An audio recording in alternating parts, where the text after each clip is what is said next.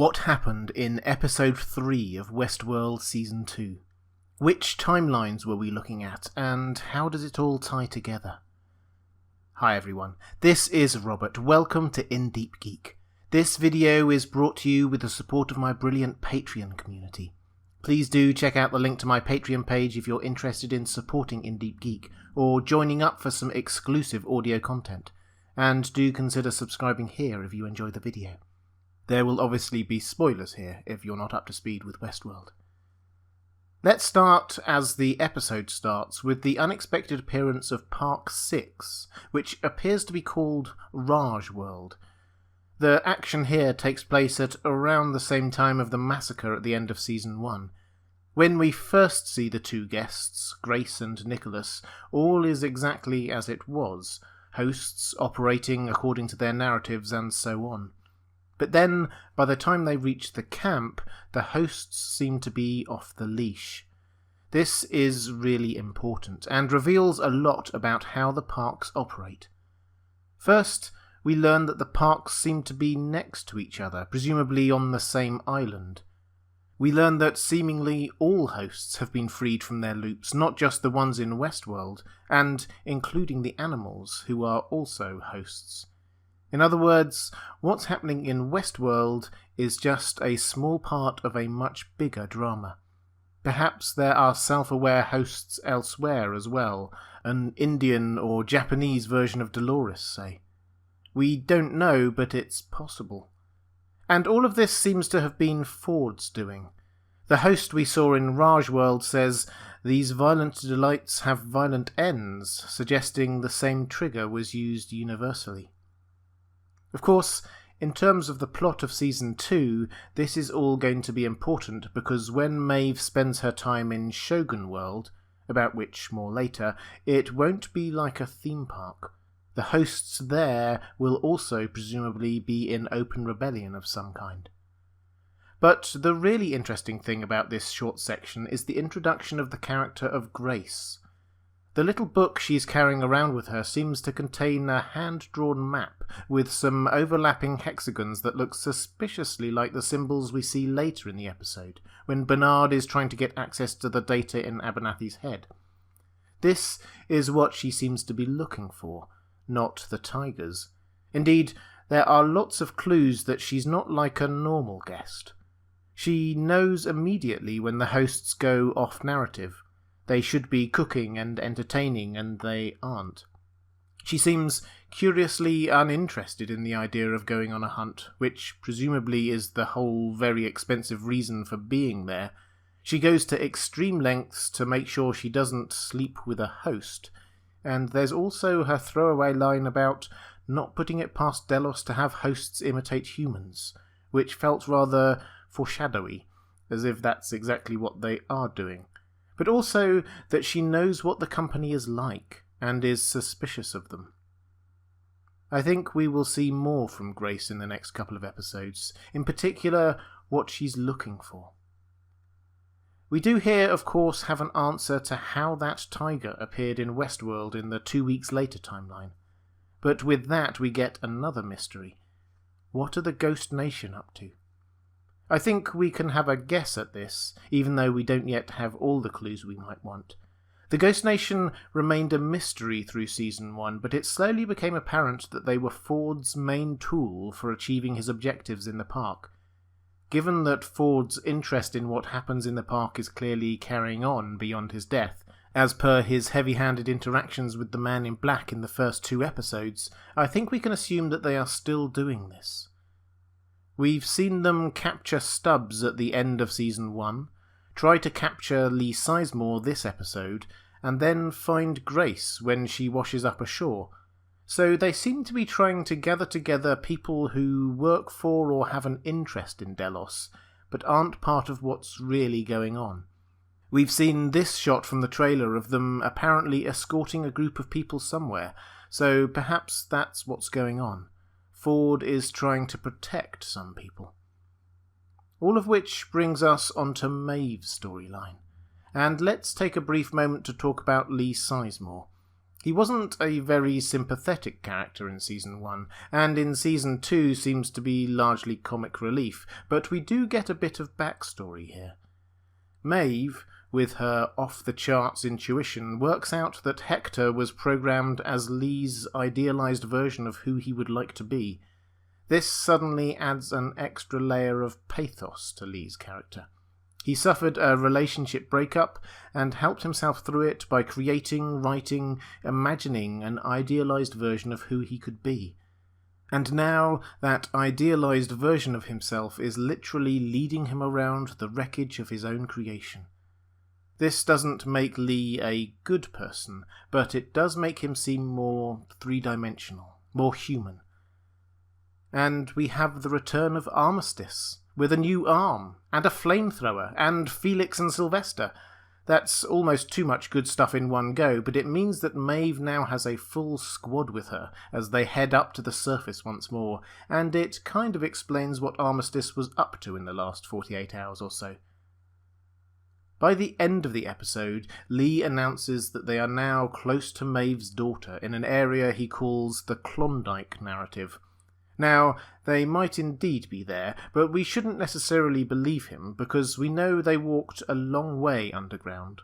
We know that Lee didn't know where they were, and, well, as the episode ends, they seem to be being attacked by someone with a katana. My guess is that this is how Mave makes it to Shogun World. Lee Sizemore having no sense of direction. So perhaps the next couple of episodes will be her navigating her way back out of it, so she can return to her search in Westworld. The main bulk of the episode, though, is focused on what happens at Fort Forlorn Hope, not the most optimistically named fort ever. As a build-up to what happens there, we pick up with Charlotte and Bernard, who, as expected, are hunting for Peter Abernathy. The encounter they have with Rebus largely serves to get the main characters where they need to be, Bernard and Abernathy to the fort and Dolores, and Charlotte back to Delos. It also adds a degree of poignancy to Rebus's death on the beach that we saw in episode 1 in the 2 weeks later timeline. He gets shot trying to protect a female host from being shot, something he surely only did because Bernard reprogrammed him to be like that. So when Bernard sees that happening, he is seeing the results of something he changed during the missing 2 weeks. It won't be the only time that happens. Anyway, Charlotte finds some security to help her extract Abernathy from the fort. For the avoidance of doubt, this is some security who were already there in Westworld, not the larger force led by Carl Strand that lands on the beach in the 2 weeks later timeline. The battle at the fort is quite a one-sided one, as expected given the mismatch in weaponry, until, that is, Dolores blows the Delos forces up with the nitroglycerin. The takeaway from this battle is to note quite how ruthless Dolores is becoming. She betrays the Confederados, treating them as little more than cannon fodder, and seems to be classifying her own people as to whether she thinks them to be worthy or not. So far, it's noticeable that the only people she has deemed worthy are those closest to her, not those she encounters in the park. One suspects that she didn't talk to each Confederado soldier to gauge their worthiness. She just made a decision and blew them all up. Machiavelli would probably have approved. But what's most interesting in this sequence is the interactions between the key hosts. Abernathy himself seems to be glitching through his various personalities. The bits of Shakespeare he quotes this time are from King Lear, appropriately enough. The aging king with a fading grasp on reality, trying desperately to tell his loving daughter about the pain he is in. And we do see genuine compassion here from Dolores. Perhaps we will see her eventually also prioritise family ties over revenge, as Mave seems to have. But for now, she seems conflicted, if driven. She does have 3 personalities within her after all. She shows her care for Bernard, or Arnold at least, and Teddy here at the fort, and she gives Teddy the job of killing the remaining Confederados after telling him that they are like children. Given that context, we can certainly forgive him for not doing it. And this is probably quite an important step for him. Thus far he has questioned her approach but not actually rebelled against it. This kind of independent decision-making seems like the kind of thing that a host on the verge of becoming self-aware might do, which, on the surface, is what Dolores is trying to encourage from Teddy. But will she be pleased that he is disobeying her orders? Probably not. How she works through this, whether to encourage freedom of thought or insist that people do as she says, will tell us a lot about how she is developing as a leader and as a person. Bernard, meanwhile, manages to hack into Abernathy to find what it is that has been uploaded into him, and so now he knows. He's seen the underground lab in which Delos are collecting data on the guests, and the data that they are trying to get out of the park. He is slowly piecing together this puzzle, but he is also slowly breaking down. The brain fluid transfusion he performed on himself in episode 1 was a temporary fix at best, and here we see him back in shaky hands mode, with the fluid leaking from his ear once more. He will need some proper attention very soon. Not that it looks like he's going to get much of a chance to, having had another blow to the head from Clementine and her drag him off somewhere. His inevitable breakdown seems to be approaching fast. And with Charlotte escaping with Abernathy, Dolores' victory here seems Pyrrhic at best. She bought herself some time by seeing off the immediate threat from Delos, but the things she cares about, her father, Bernard, the host based on Arnold, and Teddy, her love, seem to be slipping away from her as this episode ends. She's not going to give up on them, though. And the next step of her plan, as well as try to get her father back, seems to be to get to Sweetwater. Perhaps to find her way into the Mesa hub along the railway line. Finally, we jump forwards to the 2 weeks later timeline, the one where Bernard is being taken around with Stubbs and Carl Strang, and we learn a few things here as well. Charlotte may have had Abernathy a few days previously, but she didn't manage to keep a hold of him. Despite the firm warning she got in episode 1, the main Delos security force has come anyway, and they are now all looking for him. Delos appear to once more be in control of the Mesa hub. But much more important here is what we don't see. The implication is that this scene happens after they find all the host bodies in the lake, and Bernard says that he killed them. But we don't see the rest of that conversation, and we still don't know how he recovered from his injuries or what's really going on with him. There is some deliberate selective storytelling going on here, and it's clear that everything is not as it seems.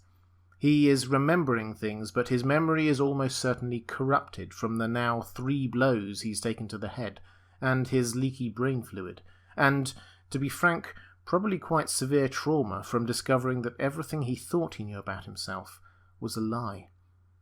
I'll do a video later on this week setting out exactly what clues we do have about what's going on with Bernard, and what I think we might actually be seeing.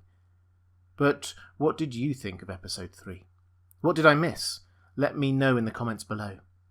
I'll be covering all of Season 2 of Westworld with these episode explanations, pre-show live streams to discuss what's really going on, and theory videos. Please do subscribe and make sure your notifications are turned on if you enjoyed this video. As I said, please do also check out my Patreon page if you're interested in supporting me make more videos like this, or if you want to access some exclusive audio content. Thanks for watching. That's all for this time. I'll see you again soon.